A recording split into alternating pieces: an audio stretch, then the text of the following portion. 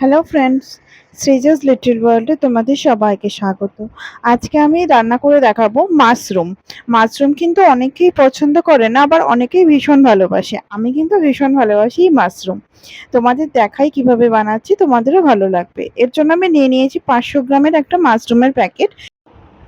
এর গায়ে যে আঁশটা থাকে সেই আঁশটাকে আমি খুব ভালোভাবে ছাড়িয়ে টুকরো টুকরো করে নিয়েছি, এরকম একটু লম্বা টাইপের করে নিয়েছি। আর খুব পরিষ্কারভাবে অনেকবার ধরে পরিষ্কার জলে ধুয়ে নিয়েছি, কারণ এটা অনেক নোংরা জায়গায় হয়ে থাকে, তো সেই কারণে খুব ভালো করে কিন্তু ধুয়ে নিতে হবে। এবং এটা শুধু ধুলেও হবে না, এটাকে আমি একটা পাত্রে জল গরম করে নুন দিয়ে আমি এটাকে কিছুক্ষণের জন্য ভাপিয়ে নেব, যাতে ভেতরে কোনো রকম জাম থেকে না যায়। এর জন্য একটা পাত্রের মধ্যে আমি একটুখানি নুন নিয়ে নিয়েছি, খুব বেশি নুন নেওয়ার কোনো প্রয়োজন নেই। আমি ছোট চা চামচের 2 চামচ নুন নিয়ে নিয়েছি। এবার এইটাকে আমি এরকম জলের মধ্যে দিয়ে দিলাম, দিয়ে এটাকে আমি 5 থেকে 7 মিনিটের জন্য এটাকে আমি ভাপিয়ে নেব। এর ফলে কি হবে, এর মধ্যে যত জাম বা নোংরা ধুলো থেকে থাকবে সেগুলো সমস্ত কিছুই এর থেকে রিলিজ হয়ে যাবে, এর মধ্যে আর কোনো নোংরাই থাকবে না। এটাকে আমি 10 মিনিট ধরে ভাপিয়ে নিয়েছি। এর মধ্যে একদমই পরিষ্কার হয়ে গেছে এটা। এর মধ্যে আর কোনো রকমের ময়লা ধুলো জাম কোনো কিছুই নেই।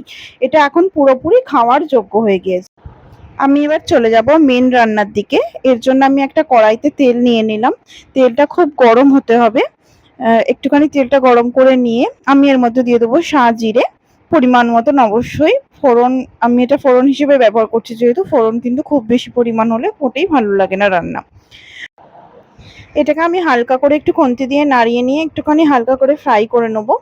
যেহেতু আমি এটা ফোড়ন হিসেবে ব্যবহার করছি, সেহেতু খুব বেশি ফ্রাই হলে যদি যদি পুড়ে যায় সেটা কিন্তু মোটেই ভালো লাগবে না খেতে। এর মধ্যে আমি দিয়ে দেবো জিঞ্জার গার্লিক পেস্ট বা আদা রসুন বাটা। আদা রসুন বাটাটাকে আমি একটুখানি ভালো করে ফ্রাই করে নেবো, যতক্ষণ না কাঁচা গন্ধটা চলে যায়, কারণ কাঁচা গন্ধটা থেকে গেলে কিন্তু রান্না মোটেই ভালো লাগে না।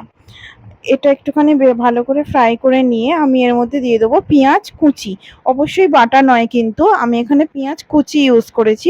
আর আমি কিন্তু আদা রসুন বাটাটাকেও মিক্সিতে বাটিনি, এটা একটু ঠুকে নিয়েছি আমি, তাতে কিন্তু টেস্ট অনেকটা সুন্দর হয়। ওটা পুরো মিহি হয়ে যায় মিক্সিতে দিলে, ওটার থেকে কিন্তু একটুখানি ঠুকে নেওয়াটা, হামানদিস্তা দিয়ে ঠুকে নেওয়াটা কিন্তু অনেক সুন্দর হয় খেতে। এটাকে আমি একটু ভাজা ভাজা করে নেবো, একটুখানি রংটা চেঞ্জ হয়ে এলেই, দেখতে পাচ্ছ অনেকটা রংটা পাল্টিয়ে এসেছে, তখন আমি দিয়ে দেবো টমেটোর জুস। আমি কিন্তু টমেটো কুচি বা টমেটো গোটা ইউজ করছি না।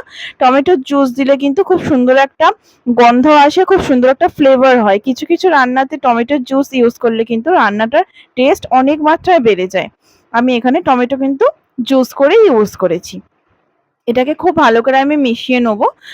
আর এটা যেহেতু আগের থেকে অনেকটাই ভাজা হয়ে গেছে, রংটা কি সুন্দর পরিবর্তন হয়ে গেছে তোমরা দেখতে পাচ্ছ, তখন আমি দিয়ে দেবো পরিমাণ মতন নুন। নুনটা কিন্তু একটা রান্নার জন্য ভীষণ ইম্পর্টেন্ট একটা জিনিস। নুনের উপরেই ম্যাক্সিমাম স্বাদটা নির্ভর করে। নুন বেশি বা কম হলে কিন্তু একদমই ভালো লাগে না যে কোনো রান্না। এরপরে আমি অ্যাডজাস্টমেন্টের জন্য চিনি দিয়ে দেবো পরিমাণ মতন। যে বেশি চিনি খেতে পছন্দ করবে সে একটু বেশি চিনি দেবে, যে কম চিনি খেতে পছন্দ করবে সে কম চিনি দেবে। চিনিটা কিন্তু পুরোপুরি স্বাদ অনুযায়ী। আমি এবার এটাকে ভালো করে নাড়িয়ে নিয়ে কিছু গুঁড়ো মশলা অ্যাড করব, সেটা হলো লঙ্কা গুঁড়ো, জিরে গুঁড়ো, ধনে গুঁড়ো, লাল লঙ্কার গুঁড়ো, কাশ্মীরি লঙ্কার গুঁড়ো। এখানে আমি খুব অল্প মশলার মধ্যেই রান্নাটাকে কমপ্লিট করব। অবশ্যই মাশরুমের যেহেতু নিজস্ব একটা টেস্ট আছে আর এর খুব উপকারিতা আছে, মাশরুম কিন্তু যথেষ্ট উপকারী একটা খাবার, সেহেতু আমি কিন্তু খুব বেশি মশলা দিয়ে খুব বেশি কষিয়ে এটার উপকারিতা নষ্ট করতে একদমই চাইবো না। কারণ উপকারী রান্না কিন্তু খুব বেশি কষালে তার আর কোনো গুণই থাকে না।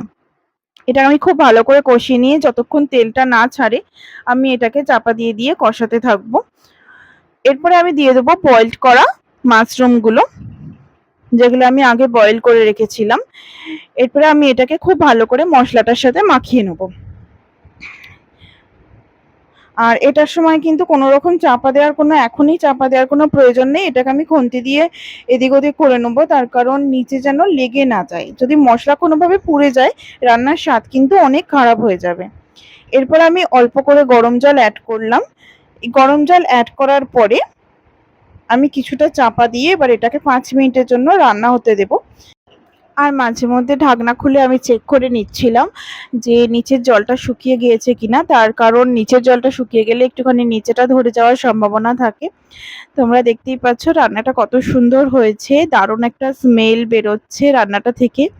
আমার তো দারুণ পছন্দ হয়েছে, দারুণ লেগেছে, আমার তো ভীষণ ফেভারিট এই রান্নাটা। তোমাদের যদি ভালো লেগে থাকে তাহলে কিন্তু অবশ্যই সাবস্ক্রাইব করে রেখো আমার এই চ্যানেল, লাইক করতে কিন্তু ভুলো না, আর কমেন্ট করে জানিও তোমাদের কেমন লাগলো। বাই।